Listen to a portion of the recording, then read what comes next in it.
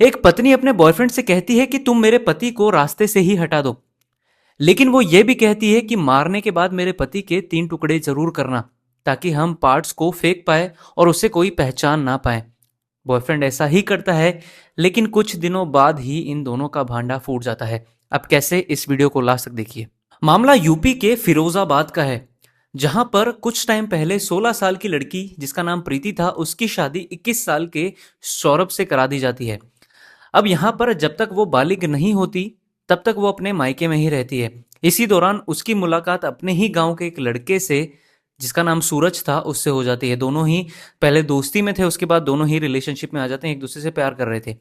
अब यहाँ पर 2 साल निकल जाते हैं। अब यहाँ पर बारी आती है उस लड़की को मायके से ससुराल भेजने की, क्योंकि इन लोगों के बीच में ये डिसाइड हुआ था कि जब तक ये बालिग नहीं होती तब तक हम इसे ससुराल नहीं ले जाएंगे। 18 साल के होते ही इसको ससुराल भेज दिया जाता है। पहले तो ये मना करती है, लेकिन बाद में इसे जबरन भेज दिया जाता है।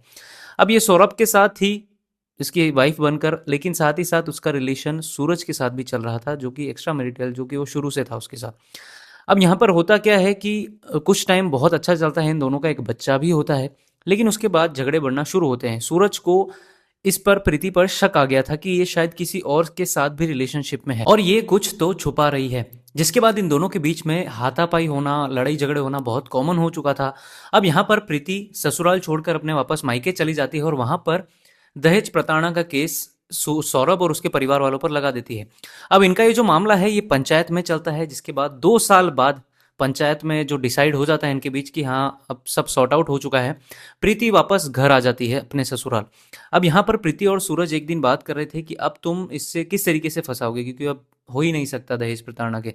जिसके बाद प्रीति बोलती है कि अब हमें इसे रास्ते से हटाना पड़ेगा। अब यहाँ पर एक दिन प्रीति के ससुराल वाले बाहर गए हुए थे और सौरभ और प्रीति ही घर में थे। सौरभ सोने चला जाता है ट्यूबवेल के पास, जिसके बाद प्रीति सूरज को फोन करके बताती है कि मौका अच्छा है। सूरज और सलमान दोनों आते हैं। उसके बाद सौरभ से बात करने लगते हैं। तभी सौरभ कुछ समझ पाता, उससे पहले उसका गला घोट दिया जाता है टॉवल से और दोनों मिलकर उसकी हत्या कर देते हैं। यहाँ पर प्रीति उन्हें कहती भी है कि इसके 3 टुकड़े भी करने हैं।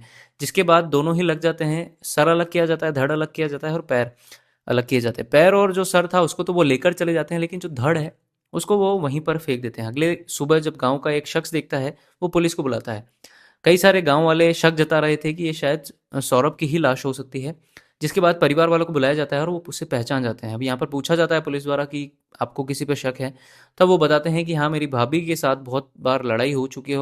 अब यहाँ पर पुलिस जब उससे अच्छे से पूछताछ करती है, पहले वो मना करती है, लेकिन बाद में जब उसका कॉल ट्रेस किया जाता है, तब उसे पकड़ लिया जाता है, उसका सारा भांडा फूट जाता है।